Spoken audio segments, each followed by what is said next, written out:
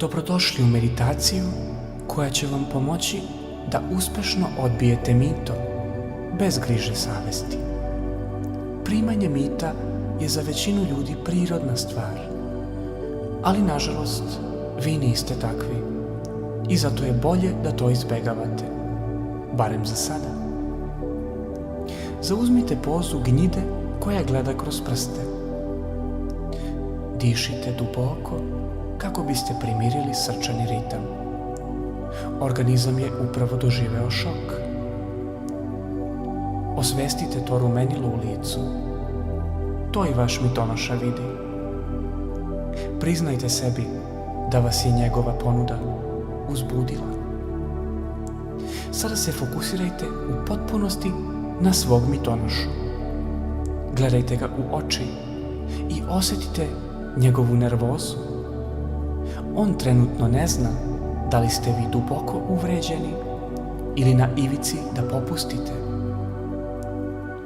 Primetite kako se neprijatnost koju vam je bacio vraća njemu kao bumerang. Recite sebi: ja želim ovo što mi se nudi. Da mi je to neko ponudio bezuslovno, bilo bi prihvaćeno. Ali tako se ništa ne dobija. Ovo je zamka, a ja neću da budem divljač. Sada zamislite sve blagodeti koje možete da imate od ponuđenog vam mita. Dajte sebi oduška. Zamislite kako trošite taj koverat, te mehuriće spa centra, tu polutku dalmatinske pršute koju meračite svaki put dok pazarite po Drigušu. A sada to je prošlo i valja zadovoljiti vašeg mitonošu. Setite se šta sve treba da prekršite zbog toga, koga sve da oštetite i kakvu reputaciju da rizikujete. Osjetite kako se osjećaju prijatnosti u telu gubi. Oprostite mitonoši što vas iskušava. Zahvalite se univerzumu što pred vas postavlja važno pitanje. Jeste li vi srećni zbog onoga što imate? Ili vaša sreća zavisi od tuđih mamaca? Primetite kako vam mito uopšte više nije privlačan. Mito je sranje.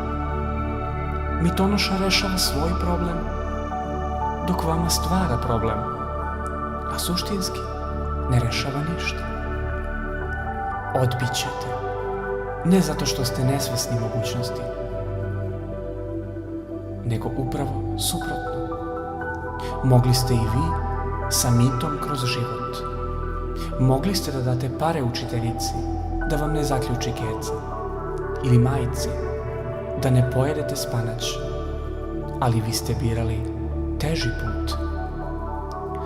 Osjetite sada pozitivne efekte vežbe, sav taj ponos zbog ogromne mentalne snage koju ste pokazali. Odbranili ste sistem u kome radite i sigurno će vam se dobrim vratiti. Ljudi će vas zvati naivčinom, a vi ćete im oprostiti. Sada nastavite da savesno obavljate svoj posao i čekajte onu pravu ponudu zbog koje se vredi prodati.